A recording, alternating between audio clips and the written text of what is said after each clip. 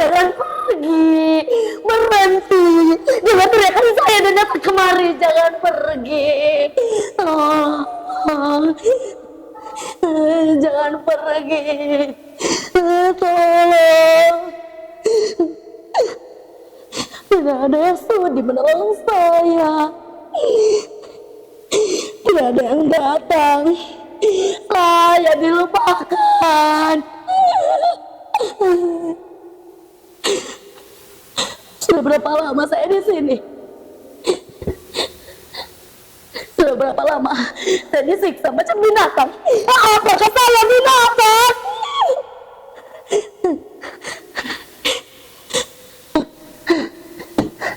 Mudasir? Kamu Mudasir? Bagaimana caranya kamu masuk kamar ini? Mudasir, kenapa tidak kenal saya lagi? Saya Atika, istrimu. Dulu kamu mengantar saya ke Jakarta. Kita berpisahan di Bandara Soekarno-Hatta, Cengkareng. Mudasir, jangan pergi, jangan tinggalkan saya. Apa saya sudah tidak punya daya tarik lagi? Kamu dulu sering bilang saya cantik. Kamu suka saya apa adanya. Saya tahu penyiksaan ini bikin wajah saya tidak secantik dulu lagi. Tapi Mudasir, kamu menikahi saya lahir batin kan? Kalau memang benar kamu di sini, tolong saya, keluarkan saya dari sekapan ini. Lalu kita pulang kampung bersama-sama. Tidak perlu melapor kepada polis Raja Diraja. Tidak guna melapor kepada Menteri Tenaga Kerja. Mudasir, itu kenyataan. Kita binatang penghasil devisa negara. Sebutan pahlawan hanya slogan, bukan kenyataan. Cuma khayalan para birokrat yang baru menduduki kursi jabatan. Sudahlah Mudasir, bicara tentang kekacauan penanganan terhadap TKW seperti saya selalu bikin dada seketika sesak. Lebih sesak lagi dada kita karena kenyataan yang terang benderang itu tidak pernah diakui sebagai kenyataan. Mengapa? Karena mereka malas mengapinya. Tidak sudi tangan kotor dan energi dihamburkan. Akibatnya kita yang selalu jadi korban, dikorbankan.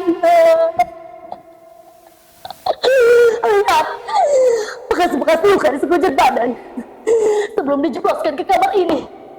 Saya dipukuli. Semua anggota keluarga majikan ikut memukuli. Bibi, dahi, kepala, punggung, perut, dan semua anggota badan saya jadi ulang-ulangan mereka. Saya berteriak, menangis, bertanya, apa salah saya? Jawabannya hanya geraman dan teriakan pula. Lalu pukulan lagi, bertubi-tubi. Apa salah saya, teriak saya?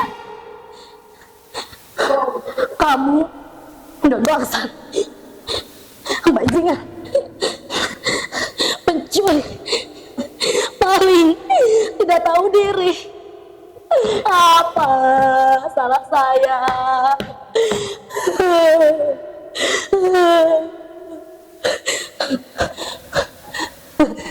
Saya memang lebih pantas disebut sebagai anjing. Saya dianggap bukan manusia lagi.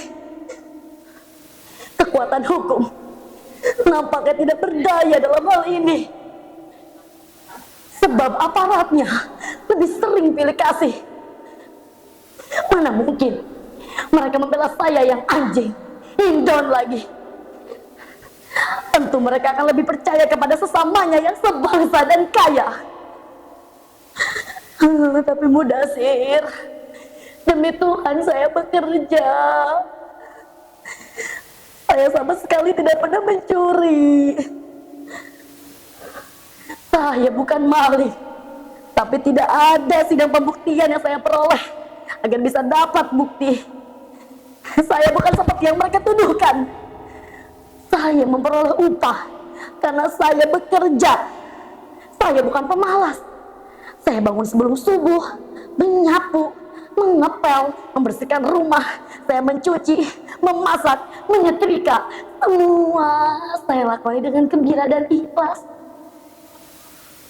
Saya tahu diri. Sebagai pelayan yang datang dari tanah seberang, saya tidak berani menuntut macam-macam.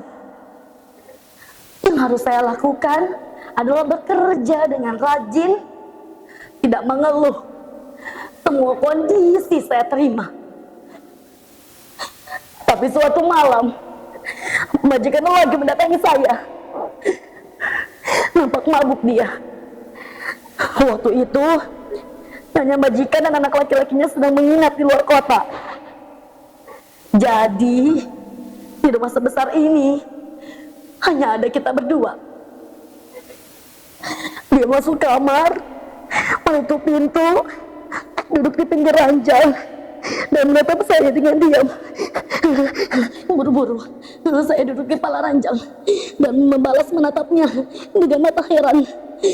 Saya sampai tidak sempat menanya apa maksudnya dia masuk kamar saya. Tapi sebagai perempuan, naluri saya bilang ada sesuatu yang tengah menggoda majikan saya itu. Saya mulai ketakutan.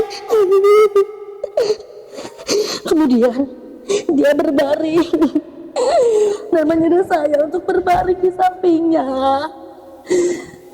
Saya menggelakkan kepala. Saya tidak mau. Lalu dia bangkit dan menatap saya dengan mata menyala. Saya sudah siaga. Saya pikir dia berniat menerkam saya. Kemudian dia berjalan menuju pintu, membukanya dan menutupnya kembali dengan keras. Saya menangis dan bersyukur kepada Tuhan karena malam itu tidak terjadi apapun atas diri saya. Iya, saya selamat. Saya selamat. Saya selamat dari perkosaan majikan.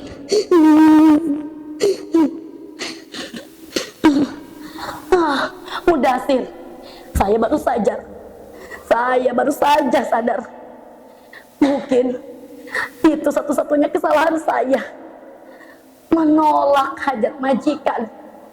Itu makanya saya ditendangi, dipukuli, dan disiksa macam begini.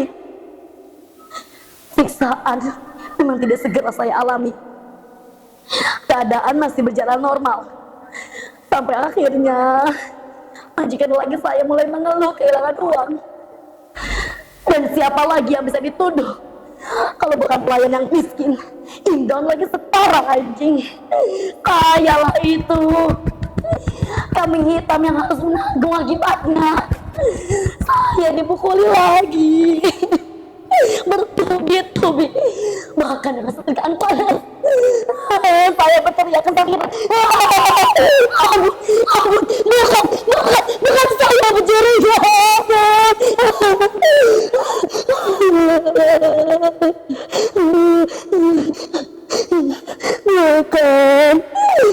Bukan